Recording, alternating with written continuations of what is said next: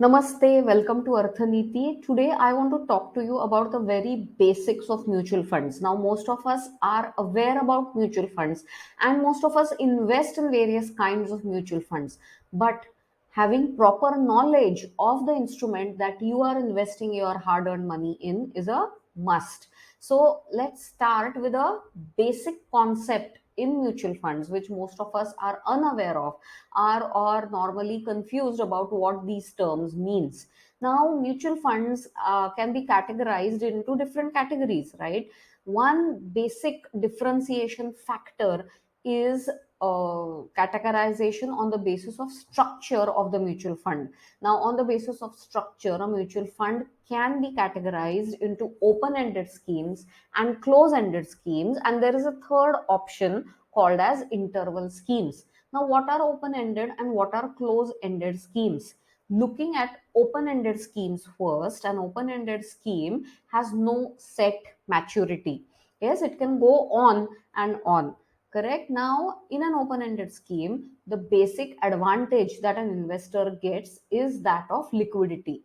The redemption or repurchase of an open-ended scheme, units of an open-ended scheme can be done anytime. In the sense, if you have purchased a mutual fund and at a later point in time, if you want to sell off the units of that particular mutual fund, you can approach the mutual fund house and it will repurchase, it will buy back the units that you have purchased in an open-ended scheme.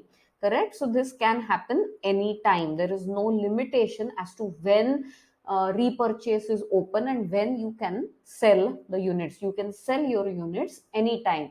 That is why it gives the advantage of high liquidity.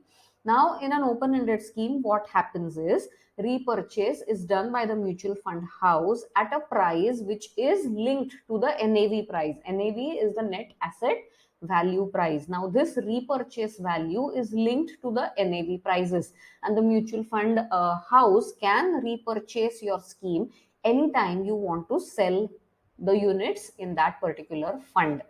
What happens with a close ended scheme, on the other hand, is there is a fixed maturity period.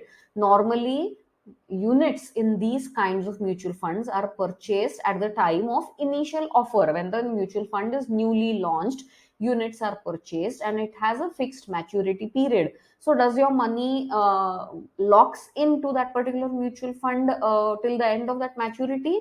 Well, no. What happens in case of close ended mutual funds is that you can sell units of those funds on stock exchanges. Yes, close ended mutual funds are listed on stock exchange and you can sell units in your mutual funds on at the offer price offered on any stock exchange the mutual fund is listed in. So you need not approach the mutual fund house, but you can directly sell your units on a stock exchange, right?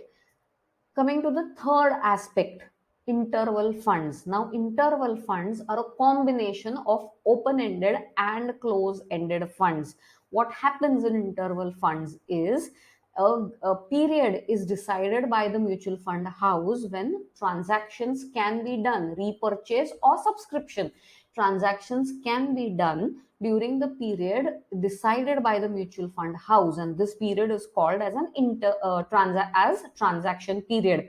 Now, if the transaction period is set by the mutual fund house, the period between the two transaction periods, when transaction period is not operational, that period in between is called as a interval period. Now, only during a transaction period you can repurchase or subscribe to a particular mutual funds. What happens in an interval period is the mutual fund has to be compulsorily listed on a stock exchange, and you can sell and purchase units of an interval fund during the interval period through the stock exchange only. Correct. So interval funds are a combination of open ended funds and close ended funds. Open ended funds are perpetually operational and you can repurchase or sell units of your mutual open ended mutual fund anytime you want back to the mutual fund house. In a close ended scheme, what happens is normally the scheme, the period is fixed, and you can sell units in a close ended scheme on a stock exchange. Mutual fund is basically a combination of the two, wherein a set period is allocated by the mutual fund house, wherein transactions such as subscription and repurchase can happen. And when that transaction period is over, the period in between the two transaction periods is called as an interval period, wherein you can approach a stock exchange and transact in a mutual fund, right? Very simple differentiation, but basics that need to be known if and when you are investing in a mutual fund, right? Thank you. Short video today, but some value addition.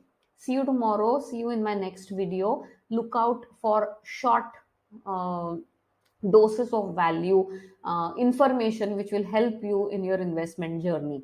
Thank you. Bye.